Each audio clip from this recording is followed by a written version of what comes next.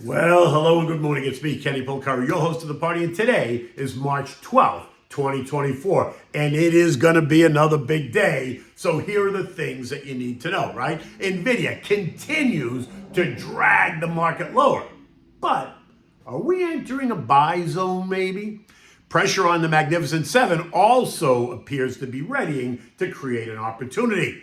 8:30 brings us the all-important Consumer Price Index report today. Markets are bracing for a 1% move, but in what direction? And we'll know that pretty soon. Oil steady, gold is steady, bonds are awaiting a flurry of corporate debt sales. And what do we have at dinner tonight? We're having the Rigatoni with broccoli cremosa. Delicious. It's got walnuts in it. It is delicious. You are going to love me for this recipe. So yesterday morning, I ended the note with, as Nvidia goes, so goes the market. And Nvidia lost another 2% or $17 a share yesterday, bringing it back from an overbought condition, right? Think relative strength index, to neutral. Other names in the space are being repriced as well. AMD's down 4.3% yesterday. Broadcom down 1.2%.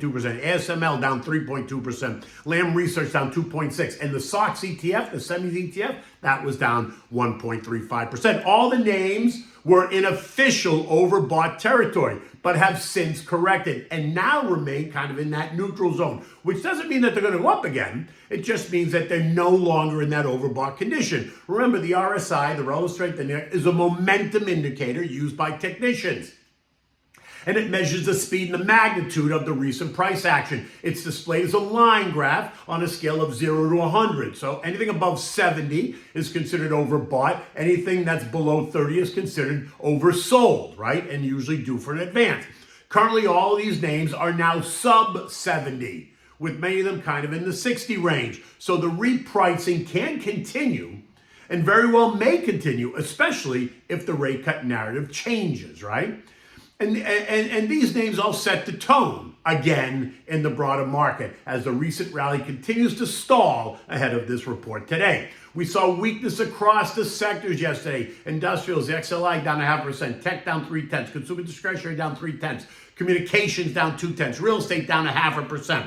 Healthcare was flat on the day while all the boring stuff actually got a boost. Utilities were up 0.5%, consumer staples up 0.6%, and basic materials up 1.2%. So that's kind of interesting, right, to see what's happening, but that gives you a sense of what investors are feeling about the market. And the Magnificent Seven, well, they've also come under some pressure, right, some more than others, as asset managers and traders lock in some profits.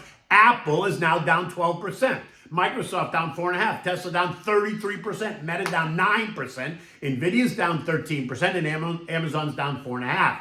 At the end of the day yesterday, the Dow and the Dow Transports both gained up 47 points and 68 points respectively, while the S&P lost 6 points, the Nasdaq gave up 66, and the Russell lost 17 points, leaving me with the feeling that the tech sector is showing signs of exhaustion, something we've been talking about.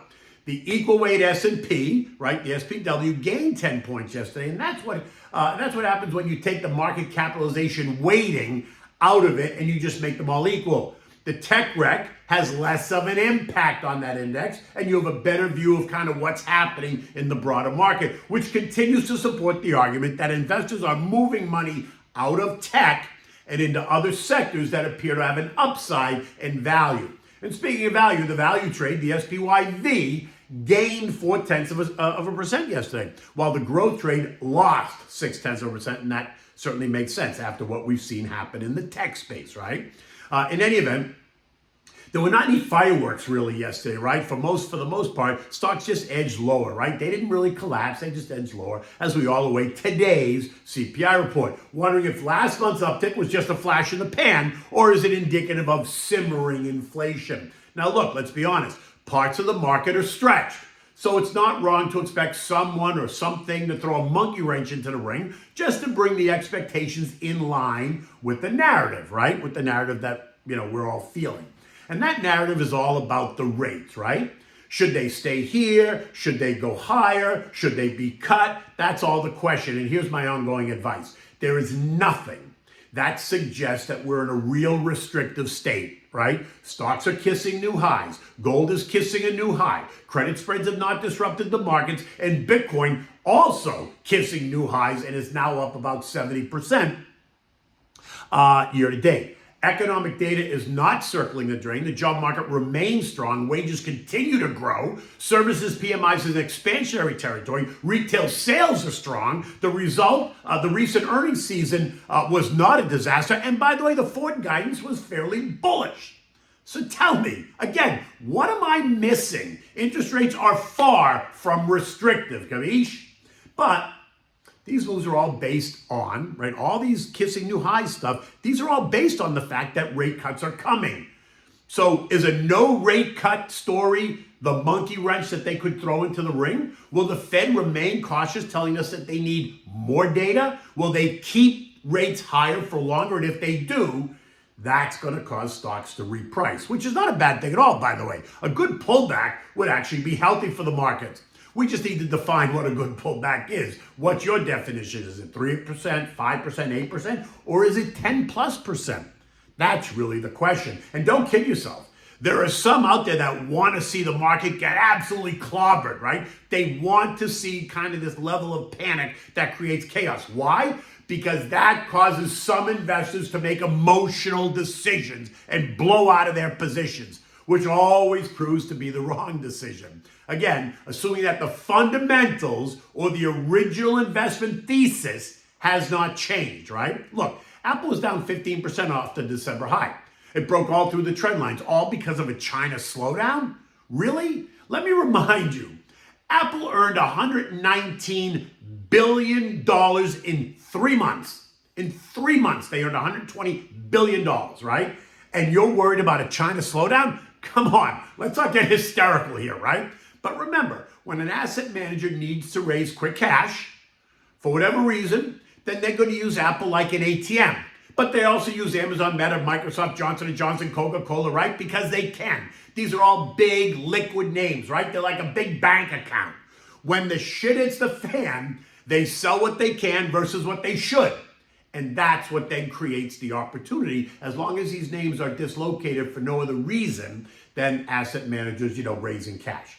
Now, at 8:30, we're going to get the latest read on inflation, right? The CPI month over month is expected to be up by another 1/10%, or up 0.4% month over month. Ex-food and energy expected to be up 0.3. Year over year is expected to be plus 3.1% and then 3.7% at the core level. So the key here is, if the report suggests anything stronger than the expectation, right?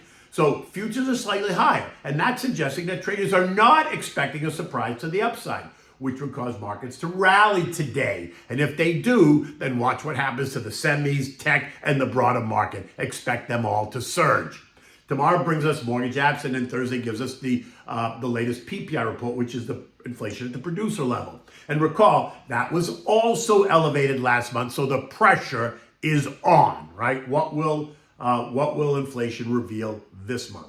Bond prices churned yesterday. The 2s and 10s yields remain at 4.27 and 4.08 respectively. Nothing really out of line. Investors, though, are bracing for a bevy of high-grade corporate debt sales to come to the market this week, and that could put pressure on yields in the days ahead. But not a lot, but expect some pressure, I would imagine. Oil's done nothing really. This morning it's trading at 78.50, right about where it's been trading all along as the market awaits the monthly reports from OPEC, the EIA, and the IEA, right? The ceasefire that JoJo's been promising has not happened yet, and it looks like it may not be happening anytime soon, right? The shipping lanes in the Red Sea remain an issue, but the Houthis have gone quiet recently, leaving many to ask, what's up with that, right? Seems a little too quiet. No one's mentioned the Red Sea and the Houthis now for a couple of weeks. Gold continues to tease 2,200 an ounce, which is also a high. It appears to have hit a wall ahead of today's and Thursday's inflation data, right? Remember, a stronger inflation report is going to put pressure on gold because rates will not be going lower, right? They'd stay elevated. Now, since I don't think that rates are going lower, I do expect gold to retreat a bit. But I'm thinking maybe in the 2,100, 2,150 range. Right now it's trading, I think this morning's trading at 2,183. Right, and you can't ignore Bitcoin, right? We don't talk about it a lot, but it is trading at $72,000 this morning, rising by 40% in just the last 4 weeks. Yes, it's all the ETFs, and yes, it's all about the halving that's coming next month, but I also think it's a bit overdone. The relative strength index is now at 80.5, well into overbought territory, right? But it's been in overbought territory since early February. It's done nothing but go straight up. So let's just see if the RSI has anything really to say about Bitcoin. Now, Dow futures this morning are flat. S&Ps are up 15. Nasdaq's up 86. The Russell's up 5. The action here is telling us that they are not worried about the CPI report and that the trader types are going on a shopping spree. And if that's the case, as noted, watch for the price action in the tech space. The most beaten up names are going to be the ones that feel the love today if that report suggests that inflation, that last month's CPI was a flash in the pan. European stocks are up this morning, right across the board. The UK, though, index is up by better than 1%. Unemployment is up and wage growth is slowing across the UK, and that's giving some a reason to say that the Bank of England's next move is going to be down and not to hold rates where they are. Elsewhere, markets across the region are up about 0.4 to 0.5% across the board. The S&P yesterday ended the day at 5117, which was down 6 points. The options market is suggesting that we could see a move of 1% in either direction based on what we hear this morning.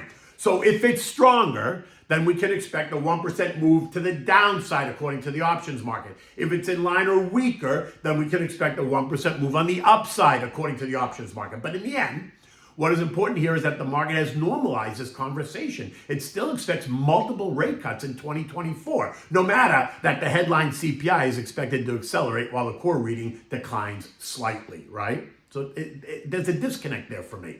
In the end, I do not believe that today's report is going to change the narrative, right? Which is and has been that we are waiting for more definitive evidence of a slowdown.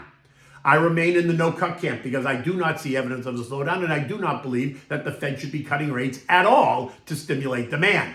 Nor do I believe that they should be raising them either. I think that they are fine right where they are, and that the market action tends to agree. Remember, 5.25% rates is historically normal. It is not high by any stretch of the imagination, although it is, I guess, if you came into this business in 2007 when rates were zero for 15 years. As a long-term investor, remain focused, stick to your plan, add new money to the underperformers, maybe peel some off of the outperformers if that makes you feel a little bit better. And if you're way out on the risk scale, then peeling some off makes even more sense. But I'm not selling my Apple, my Microsoft, Amazon, IBM, JP Morgan, or Nvidia just because they've risen or they've started to pull back. I'm allocating new money to the names that have been underweighted, right, as a result of the price action, which then rebalances my portfolio and brings those percentages down, right? I am though, probably going to jettison my SoFi just because it's not doing anything to help the portfolio. I'm a little bit disappointed in it. In the end, I might be wrong, but it's not worth the wait for me. Remember, I'm on the 16th hole. The game is almost over for me. So no, I'm not waiting around for SoFi. Okay. But that's me, personally. Okay, so now, what do we have for dinner? So this is such a great recipe. It's easy to make. You're going to love me once you have it. It's a rigatoni, and you should use rigatoni because this dish needs like a nice fat pasta, right? Con broccoli cremosa, right? It sounds delicious. It is delicious, and it's easy to make, and it's really very good. So for this, you need a pound of rigatoni. You need fresh broccoli, walnuts, shredded Parmigiana cheese, shredded, not grated, salt and pepper, olive oil, and a couple of cloves of garlic, right? If you're going to make a pound of pasta. Now, start by putting 2 pots of salted water on the stove, bring them to a rolling boil. To one of those pots, you're going to add the broccoli, you're going to blanch it for 5 minutes, and then you're going to strain it. The other one, you're just going to wait and use for the pasta when you're ready. When the broccoli is blanched, you're going to remove it, put it in the food processor. You're going to put a handful of walnuts in there, and you're going to put some olive oil, and then you're going to blend it to make like a pesto-like sauce. Now you're going to add the pasta to the pot. You're going to boil that for 8 minutes. You want it to be al dente, right? You don't want to overcook it. Now, while that's happening, bring a big saute pan on the stove. You're going to add some olive oil to the saute pan, and you're going to put 2 cloves of garlic. Don't crush it, don't chop it, just put them in whole. And you're going to put the broccoli and a handful of shredded Parmigiana cheese. Season it with salt and pepper. Add the rigatoni directly to the saute pan along with a ladle of the pasta water. Mix it well, toss it, take out the garlic cloves, and then serve it immediately. Garnish it with extra walnuts on top. Not a lot. Just a couple of extra walnuts on top, mix them in. It is so delicious. And you can actually maybe crush the walnuts. So you don't put big pieces on, but just crush them and then just sprinkle them on top. It works really well with this dish. It's simple to make. It's good to eat. It'll become a family favorite. Takes you all of 20 minutes to make. So you can make it in a pinch. In any event, it's another gorgeous day here in South Florida. Until tomorrow, take good care.